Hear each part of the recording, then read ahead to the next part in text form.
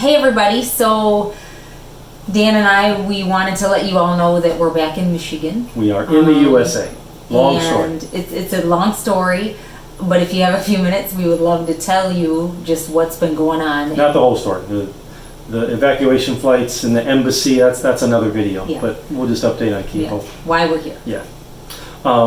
So we actually have been planning a trip to come to the US for a long time, probably over a year, just because we've spent the last 13 years building out of nothing with blood, sweat, and tears and faith and prayer this organization that we call Key of Hope, and it's been an incredible, miraculous, life-changing journey, but it's been an exhausting journey at the same time.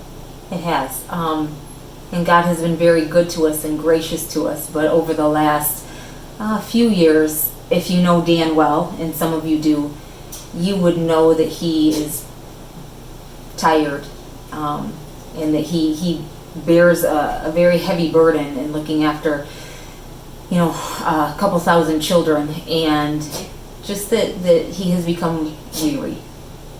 I love my kids. Yeah, you love your kids.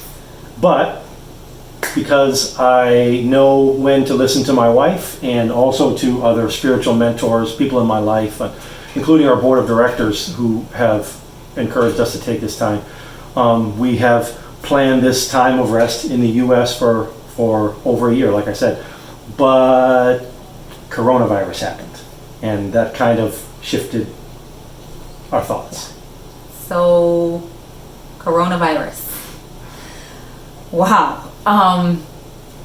So like you, coronavirus just kind of in some ways came out of nowhere, and so we have had to regroup and adjust our plans, which we initially thought would entail some time of quality rest and even some family time, time with extended family, which we haven't really had enough of in the past 12 years.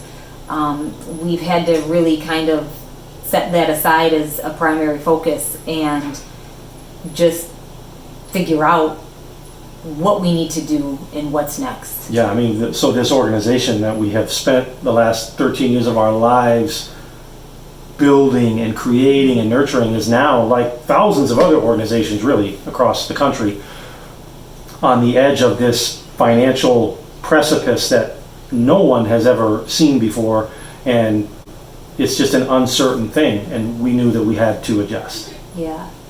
And I'll just say this, that when we moved to South Africa and moving to Durban, you realize that everything is critical. And it was already that way in Africa. And now with COVID-19, it's just on a whole nother level of desperation. And the children that we're working with, who already rely on us for not only spiritual help, which is our primary focus, but also for their physical needs to be met, that's become even more critical. And we're trying to do the best we can to provide for them spiritually and physically. Right, I mean, with the whole country in lockdown, yeah, schools obviously closed, but this is a lockdown African style. I mean, there's police checkpoints, there's military roadblocks. Even for us to just deliver our food parcels, which we did this week, each of our staff that was involved had to have a special permit to be out and about with their identification number on it that was tied just to them, one to go to the store, a separate one to actually go and deliver that food. In some of the areas where we're working, we had to have them go in like at 4 in the morning, 5 in the morning, just to get that done, to ensure their safety, that they wouldn't get mobbed and be in danger because they were carrying this much food. Food is now becoming its own crisis in South Africa, and we knew that we had to find a way to keep our commitment to these kids. Yeah, and so we are doing that. I mean, we're finding ways, and again, God is helping us to do that. But it's been really wonderful as well to see that our staff, who we've been raising up, a lot of our staff has grown up in the ministry now, and they become adults and have decided to partner with Key of Hope and come on our staff and serve the communities that they grew up in. And they are now at the helm and really doing the hands-on work of the ministry during this time. And so we've been equipping them to do that, knowing that we would be back here. Yeah. We've been planning on this since January, and again, not knowing why, but this was why, so that they could be the hands and feet of Jesus to the kids that they minister to. We've been training them for us to be here Yeah. for this time. Again, not maybe necessarily knowing we thought we knew the why, but God obviously knew the real why and the real purpose. And it's been amazing, really, as you said, since January, we've been really focusing on training and preparing and empowering our staff. And, you know, without having the necessity of doing that, we maybe wouldn't have seen them step up into some really amazing roles and step into some leadership and see some of them really say, okay, I'm ready. I'll do this. I may not feel like I have all the experience I have that I need, but I'll do it. I'll give them my best shot. And it's been amazing to see them step up into their destinies and into their callings. But the thing is, we need to be here because as much as those children in Durban, South Africa need Key of Hope as a lifeline, and as much as their future and their survival is interlocked with the life of Key of Hope, the survival and health of Key of Hope is tied up in you and our network and our donors and our people that support us and pray for us.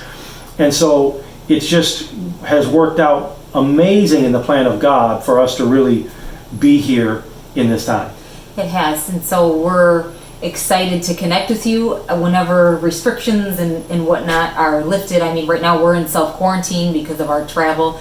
But once things begin to lift, we would love to connect with you guys and really just want to thank you for supporting us. We know that you love the children that we're reaching. We know that you have our backs. We know and we hear from so many of you that you're praying for us, and we really appreciate that. And I mean, as you can, just keep it coming because we really need it.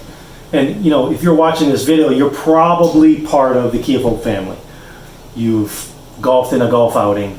You've been to our Hope and Holly Christmas events, or maybe you've seen our incredible choir perform somewhere, or maybe you just came across this video in your newsfeed. I don't know. But we want to hear from you. We want to know that as we are committed to standing with these kids and supporting them, that you're committed to standing with us and with our organization and with our staff.